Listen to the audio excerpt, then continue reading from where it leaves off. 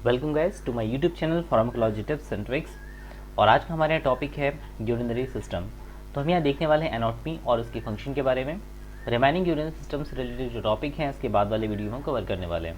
तो गाइस चलिए स्टार्ट करते हैं आज का वीडियो। और वीडियो स्टार्ट करने से पहले मैं रिक्वेस्ट करना चाहूँगा, जो भी पर्सन नए हैं please like share the video and subscribe my channel. पहले हम बात करेंगे यूरिनरी सिस्टम की। तो यूरिनरी सिस्टम ये एक तरह का कॉम्बिनेशन है कई सारे ऑर्गन्स का, जिसमें हम बात करते हैं primarily kidney, ureter, bladder and urethra की। बिकॉज हम बात करें यूरिनरी सिस्टम की, तो यूरिनरी सिस्टम को हम रीनल सिस्टम या यूरिनरी ट्रैक्ट हम कहते हैं, राइट। यूरिनरी सिस्टम का जनरली हमें फंक्शन पता होता है कि ये हमारी बॉडी से जो वेस्ट मटेरियल होता है उसको बाहर करता है, उसको एलिमिनेट करता है। इसके साथ ये ब्लड के वॉल्यूम को रेगुलेट करता है, ब्लड प्रेशर को रेगुलेट करता है, साथ में इलेक्ट्रोलाइट के बैलेंस को मेंटेन करता है, लाइक सोडियम, पोटेशियम, कैल्शियम और क्लोराइड आयन। इसके अलावा बॉडी में जो मेटाबोलाइट या मेटाबॉलिक प्रोडक्ट बनते हैं इनको मैनेज करता है और ब्लड पीएच को रेगुलेट करता है via bicarbonate and H+ ions, right. तो वन बाय वन हम यहाँ डिस्कस करने वाले हैं इसके डिफरेंट पार्ट्स के बारे में। सबसे पहले हम बात करते हैं किडनी के बारे में। किडनी आपने पहले भी बायोलॉजी में पढ़ा हुआ है इसके बारे में। किडनी जो होती है it is bean shaped, right. Bean shaped मतलब ये एक दाने के आकार की होती है और इसकी जो लेंथ होती है, डायमेंशन की यदि हम बात करें तो लेंथ इसके 11 सेंटीमीटर से 12 सेंटीमीटर होती है। विड्थ की हम बात करें तो ये it is 6 centimetre wide. Thickness की यदि हम बात करते हैं तो 3 सेंटीमीटर थिक होती है। तो आप इसको ऑर्डर में याद कर सकते हो 12, 6 एंड 3। वेट जो होता है इसका 150 ग्राम्स होता है। और सबसे इंपॉर्टेंट बात आती है इसकी लोकेशन। तो लोकेशन पोस्टीरियरली होती है इसकी और डायफ्राम की नीचे की तरफ पेरिटोनियल कैविटी में प्रेजेंट होती है, राइट। यदि हम बात करें वर्टिब्रा के लेवल की तो ये T12, राइट, थोरेसिक 12 से लेकर लंबर के 3 वर्टिब्रा तक ये प्रेजेंट होती है। और जो राइट किडनी होती है और लेफ्ट किडनी होती है, इसमें से राइट किडनी थोड़ी सी नीचे की तरफ होती है due to the presence of the liver at the right side, right. यहाँ पे लिवर का राइट साइड में कुछ पोर्शन प्रेजेंट होता है जिसकी वजह से राइट किडनी जो होती है स्लाइटली नीचे की तरफ होती है और दोनों किडनी के ऊपर यहाँ पे सुप्रारीनल ग्लैंड प्रेजेंट होती है जिसको हम एड्रिनल ग्लैंड कहते हैं, राइट। तो गाइस ये इसका स्ट्रक्चर था, इसके डायमेंशन से।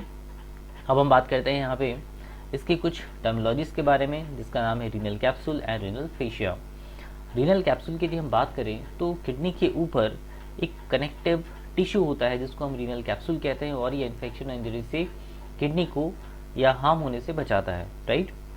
Now renal fascia. Renal fascia adipose tissue का बना हुआ एक फैटी लेयर होता है, राइट, जो कि इसके अंदर कई सारे फाइब्रस मेम्ब्रेन्स होती हैं, राइट। इसको हम कहते हैं रीनल फेशिया, जो कि इसको पीछे की तरफ स्टिक होने से हेल्प करती है। जो किडनी जो होती है पीछे की तरफ पोस्टीरियर पार्ट में ये बिल्कुल स्टिक होती है, राइट। नाउ हम बात करते हैं एनाटॉमी ऑफ द किडनी।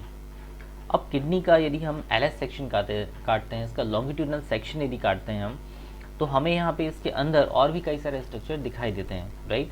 तो हम बाहर से अंदर की तरफ बात करते हैं कि यहाँ कौन कौन से स्ट्रक्चर प्रेजेंट होते हैं। सबसे पहले हम डायग्राम को देख लेते हैं। तो डायग्राम में आप देख पा रहे हो कि सबसे बाहर का जो ब्राउनिश स्ट्रक्चर दिखाई दे रहा है, यहाँ पे हम इसको कैप्सूल कह रहे हैं। कैप्सूल के अंदर यहाँ जो स्पेस प्रेजेंट है इसको हम बोलते हैं कॉर्टेक्स। नाउ इसके अंदर होता है मेडुला। तो मेडुला जो होता है ये कॉर्टेक्स के अंदर वाले पार्ट में प्रेजेंट होता है। इसी मेडुला के अंदर कई सारे पिरामिड्स आपको यहाँ पे दिखाई दे रहे हैं, राइट। और पिरामिड्स में कुछ लाइनें दिखाई दे रही हैं। ये जो वाइट लाइनें हैं ये रीनल कॉलम कहलाता है। हर एक पिरामिड जो होता है उसका एक अपेक्स होता है, ये इसका अपेक्स वाला पार्ट है। और ये कहाँ खुलता है आपका माइनर कैलिक्स में, जो यहाँ लिखा हुआ है माइनर कैलिक्स। ये कई सारे माइनर कैलिक्स, या आप कह सकते हो कि कई सारी छोटी छोटी पाइपलाइन जो होती है एक बड़े पाइपलाइन में आगे खुलती है जिसको हम कहते हैं मेजर कैलिक्स, राइट। पर रीनल कॉलम है, रीनल कॉलम यहाँ कलेक्टिंग डक्ट्स होती हैं। साथ में पिरामिड के अंदर प्रेजेंट होता है नेफ्रॉन, जिसका कॉर्टिकल पार्ट, जिसका कहना चाहिए ग्लोमेरुलस वाला पार्ट जो होता है कॉर्टेक्स वाले पार्ट में प्रेजेंट होता है। और कुछ नेफ्रॉन्स ऐसे होते हैं जिसका ग्लोमेरुलस इसी पिरामिड के अंदर मतलब मेडुला वाले पार्ट में प्रेजेंट होता है, जिसको हम जक्स्टा मेडुलरी नेफ्रॉन कहते हैं, राइट। बात करते हैं इसकी ब्लड सप्लाई की। तो ब्लड सप्लाई यहाँ पे आप देख पा रहे हो कि एक रीनल आर्टरी है ऊपर की तरफ, राइट, और नीचे रीनल वैन है। रीनल आर्टरी और रीनल वैन दोनों ही हाइलम वाले पार्ट से यहाँ पे अंदर की तरफ इंसर्ट होती है।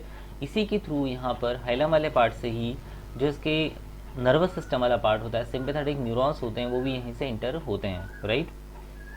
यहाँ से आप देख पा रहे हो कि ये जो बड़ा पोर्शन है इसको हम कहते हैं हाइलम, और हाइलम जो होता है आगे की तरफ यूरेटर में कन्वर्ट हो जाता है, जो कि ट्यूब लाइक स्ट्रक्चर प्रेजेंट होते हैं। ओके, सो गाइस ये इसका कुछ एनाटॉमी था, स्ट्रक्चर था जो मैंने आपको यहाँ डिस्कस किया। इसके बारे में डिटेल हम और पढ़ते हैं थोड़ा। तो सबसे पहले हम बात करते हैं कैप्सूल की। कैप्सूल जो होता है it is outer most covering, जो कि फाइब्रस टिश्यू का बना होता है और किडनी को सपोर्ट प्रोवाइड कराता है। सेकेंड हम बात करते हैं कॉर्टेक्स। कॉर्टेक्स जो होता है it is a reddish brown layer of the tissue, जो कहाँ होती है, इस कैप्सूल के जस्ट नीचे साइड होती है, राइट। और इसके अंदर होता क्या है, इसके अंदर रीनल कार्पसेल्स होते हैं, मीन्स नेफ्रॉन का ग्लोमेरुलस वाला पार्ट होता है, साथ में नेफ्रॉन का कॉन्वोल्यूटेड वाला पार्ट प्रेजेंट होता है। ओके, कॉन्वोल्यूटेड पार्ट में यहाँ पे distal convoluted tubule and proximal convoluted tubule दोनों आते हैं। फिर हम बात करते हैं यहाँ मेडुला की। तो मेडुला वाला रीजन काफ़ी ज़्यादा इंपॉर्टेंट है, क्योंकि इसी के अंदर यहाँ पे रीनल पिरामिड प्रेजेंट होते हैं। ओके गाइज, हर एक किडनी में 8 से 18 रीनल पिरामिड यहाँ पे प्रेजेंट हो सकते हैं, राइट। इसका जो अपेक्स होता है, जैसे मैंने आपको कहा, ये क्या कहलाता है, रीनल पेपिला कहलाता है, और हर एक रीनल पेपिला माइनर कैलिक्स में आके खुलता है। ये इंपॉर्टेंट टर्मिनोलॉजीज़ हैं, तो यदि आप इसका डायग्राम अच्छे से याद कर लेते हैं और जैसे मैंने आपको समझाया है वैसे आप इसको समझते हैं, तो डेफिनेटली बहुत ईजी होने वाला है आपके लिए। आपको रटना नहीं पड़ेगा, ज़्यादा याद नहीं करना पड़ेगा, राइट। और जो माइनर कैलिक्स होते हैं यूनाइट होते हैं और बनाते हैं कौन सा, मेजर कैलाइसिस बनाते हैं या कैलिक्स बनाते हैं, यदि सिंगुलर फॉर्म बोले तो। ओके, नाउ ये जो मेजर कैलिक्स होता है, राइट, ये आगे की तरफ बनाता है रीनल पेल्विस। रीनल पेल्विस वो पार्ट होता है जहाँ पे यूरिन कलेक्ट हो रहा होता है, राइट। सो गाइस ये इसकी एनाटॉमी थी, एनाटॉमिकल फीचर था किडनी के बारे में। नाउ हम बात करते हैं इसकी ब्लड फ्लो। ओके, क्योंकि ब्लड फ्लो एक इम्पॉर्टेंट पार्ट होता है। जब तक ब्लड फ्लो अच्छे से नहीं होगा तब से ग्लोमेरुलर फिल्ट्रेशन रेट अच्छा नहीं होगा, राइट। तो ब्लड फ्लो की यदि हम बात करते हैं तो सबसे पहले हम बात करेंगे यहाँ से, रीनल आर्टरी से। तो रीनल आर्टरी जो होती है ये आप देख रहे हो कई पार्ट में यहाँ पे डिवाइड हो रही है, ठीक है, कई सारे सेगमेंट में डिवाइड हो रही है। तो सबसे पहले हम बात करेंगे कि रीनल आर्टरी कई सारे सेगमेंट में डिवाइड हो रही है, इसलिए इसको कहते हैं सेगमेंटल आर्टरी। ये सेगमेंटल आर्टरी डिफरेंट लूप्स के अंदर डिवाइड हो रही है, ठीक है। ये जो आपको पैरामिड्स हैं इसके अंदर ये डिवाइड हो रही है, इसको हम कहते हैं interlobular arteries, right. Interlobular arteries यहाँ ऊपर की तरफ आप देख रहे हो कि ऊपर की तरफ ये यहाँ, ओके, ये बनाता है आपका आर्क्वेट आर्टरीज, ठीक है। आर्क्वेट आर्टरीज जो होती है ये आगे की तरफ बनाता है इंटरलोब्यूलर आर्टरीज बनाता है। अगेन कई सारे छोटे पार्ट में डिवाइड होता है। नाउ इंटरलोब्यूलर आर्टरीज फिर डिवाइड होती है अफरेंट आर्ट्रियोल के अंदर, जिसको हम जनरली नेफ्रॉन के ग्लोमेरुलस वाले पार्ट में हम देखते हैं। ओके, तो ये काफ़ी छोटा स्ट्रक्चर है, तो अफरेंट आर्ट्रियोल में कन्वर्ट होता है। अफरेंट आर्ट्रियोल और छोटी छोटी कई सारी कैपिलरीज में कन्वर्ट होती है, जिसको हम बोलते हैं ग्लोमेरुलस कैपिलरीज या ग्लोमेरुलर कैपिलरीज, जो कहाँ प्रेजेंट होती है, बोमन्स कैप्सूल के अंदर प्रेजेंट होती है।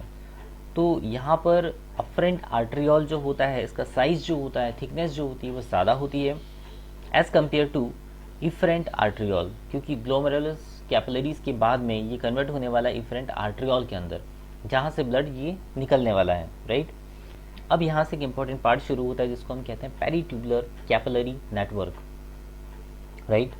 पेरीट्यूबुलर कैपिलरी नेटवर्क जो होता है ये बिल्कुल यहाँ से नेफ्रॉन से निकल के यहीं पे मूव ऑन हो जाता है। ओके, साइड बाय साइड जो लूप ऑफ हैनले होता है उसके साइड बाय साइड यहाँ पे ये पेरीट्यूबुलर एक नेटवर्क बनाता है, ठीक है। तो पेरीट्यूबुलर नेटवर्क जो होती है यहाँ से ये कन्वर्ट होता है, मतलब जाता है इंटरलोब्यूलर वेन के अंदर, ठीक है। अभी तक हम यहाँ पे टर्म यूज़ कर रहे थे आर्टरीज या आर्ट्रियोल, अब यहाँ पे हम टर्म यूज़ कर रहे हैं वेन, ठीक है, क्योंकि यहाँ पर आप देख पा रहे हो कि ये जो कैपिलरीज होती हैं इन्हीं कैपिलरी के एंडिंग से यहाँ जो भी मटेरियल होता है यहाँ तो रीअब्जॉर्ब हो जाता है या यहाँ सीक्रेट हो जाता है, साथ में यहाँ पे ये कन्वर्ट हो जाता है वेन के अंदर। तो इसको हम कहते हैं इंटरलोब्यूलर वेन। इंटरलोब्यूलर वेन ये फिर थोड़ी सी और बड़ी पाइपलाइन में खुलती है जिसको बोलते हैं आर्क्वेट वेन। आर्क्वेट वेन और थोड़ी बड़ी पाइपलाइन में खुलती है जिसको बोलते हैं interlobular when. Now interlobular when again ये वापस यहाँ से आ रहा है, जो ब्लूइश एरिया आपको दिख रहा है, तो ये क्या कहलाएगा, आपका सेगमेंटल कहलाएगा। तो सेगमेंटल वेन, और अगेन ये सभी सेगमेंटल वेन आपस में मिलके यहाँ बनाती है रीनल वेन। तो इस तरह से ब्लड की सप्लाई होती है, रीनल आर्टरी ब्लड को लेके जा रही होती है, और रीनल वेन जो होती है ब्लड को लेके आ रही होती है। ठीक है, अब इसकी जो टर्मिनोलॉजीज़ हैं वेन और आर्टरी दोनों के लिए कॉमन है। ठीक है, मैं अगेन आपको यहाँ से डिस्क्राइब कर देता हूँ। सबसे पहले ये कन्वर्ट होगा सेगमेंट के अंदर, सेगमेंट फिर इंटरलोबुलर में कन्वर्ट होगा, इंटरलोबुलर यहाँ ऊपर जाके आर्क्वेट आर्टरीज में कन्वर्ट होगा, आर्क्वेट फिर और कई सारी यहाँ पे दिख रही है आपको छोटी छोटी पार्ट दिख रही है, तो ये इंटरलोबुलर है। इंटरलोबुलर के बाद अफरेंट, देन इफरेंट। ठीक है, इफरेंट के बाद में पेरिट्यूबुलर नेटवर्क, फिर अगेन यहाँ से जब वापस आएंगे तो वही टर्मिनोलॉजीज का यूज़ करके हम वापस आएंगे, interlobular arcuate, interlobular vein, then segmental, then renal vein. Okay, तो यहाँ पे ये पूरा का पूरा स्ट्रक्चर है।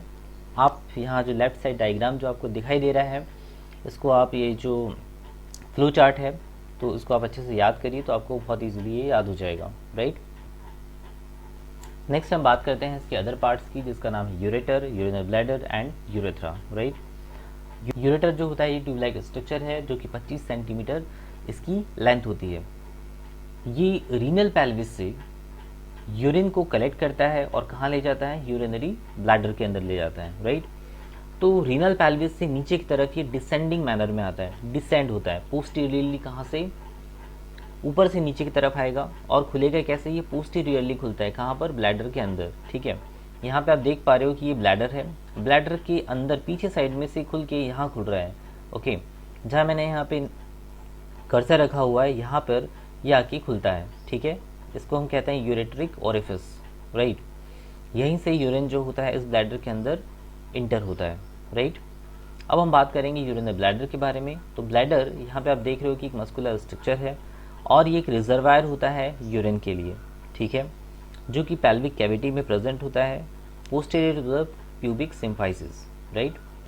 नाउ यदि हम बात करते हैं इसके वॉल्यूम की कि कितना वॉल्यूम जो होता है ये इनटेक कर सकता है, कितना वॉल्यूम स्टोर कर सकता है, तो नॉर्मली 300 ml के आसपास होता है, पर स्ट्रेच कंडीशन में it is up to the 500 ml। यदि ये 500 ml से ज़्यादा होता है, now it is urge to pass the urine.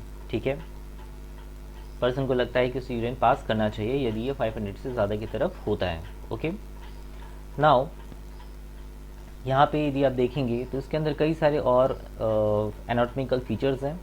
ऊपर की तरफ यहाँ पेरिटोनियम है, राइट। अंदर की तरफ यहाँ देख रहे होगे तो यहाँ कुछ फूड्स प्रेजेंट होते हैं जिसको हम बोलते हैं रगी, राइट। इसकी पेरिटोनियम के नीचे कुछ मसल्स होती हैं जिसको हम बोलते हैं डेट्रूसर मसल्स। ये डेट्रूसर मसल्स कॉन्ट्रैक्शन में हेल्प करती है।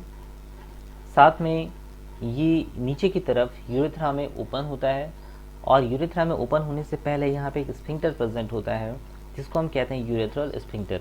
जो अंदर के साइड होता है उसको इंटरनल कहते हैं, जो बाहर के साइड होता है उसको एक्सटर्नल स्फिंक्टर कहा जाता है। और फिर ये यहाँ से जो ओपनिंग है यूरेथ्रा में चली जाती है, राइट। अब हम बात करते हैं यूरेथ्रा की। तो यूरेथ्रा सिंपल एक ट्यूब लाइक स्ट्रक्चर है जिसके अंदर फाइनल यूरिन जो होता है ये यहाँ से पास आउट होता है बाहर की तरफ। ये था किडनी की एनाटॉमी। या हम बात करें जो पूरा यूरिनरी सिस्टम है तो हमने उसमें देखा किडनी के बारे में, उसके देखा यूरेटर के बारे में, यूरिनरी ब्लैडर्स एंड यूरेथ्रा के बारे में हमने यहाँ पर देखा। नाउ हम चलते हैं फंक्शन की तरफ कि किडनी के फंक्शन क्या होते हैं। तो किडनी का फंक्शन यहाँ पे पहला है regulation of the inorganic ion, जिसकी हम बात करेंगे sodium, potassium, calcium, chloride, phosphate and magnesium, right. इसमें से कुछ आयन जो होते हैं जो आपके इलेक्ट्रोलाइटिक बैलेंस को मेंटेन करते हैं। सेकेंड है regulation of the water balance and osmolarity. Water balance को और ऑस्मोलरिटी को यहाँ मेंटेन करना ये भी काम होता है किडनी का। Excretion of nitrogenous waste like urea and creatinine, excretion of foreign chemicals like drugs, कुछ पॉल्यूटेंट, कुछ टॉक्सिक सब्सटेंस जो हमारी बॉडी के लिए इंपॉर्टेंट नहीं है उनको भी ये बाहर करता है। Regulation of the pH via balancing the H ion and bicarbonate ions, synthesis of the hormones like renin, synthesis of the erythropoietin and activation of the vitamin D3, जो कि और भी कई सारे प्रोसेस में हेल्प करते हैं आरबीसीएस की प्रोडक्शन में help. It is all about the function of the kidney. मिलते हैं नेक्स्ट वीडियो में नेक्स्ट टॉपिक के साथ में, तब तक के लिए थैंक यू, बाय बाय।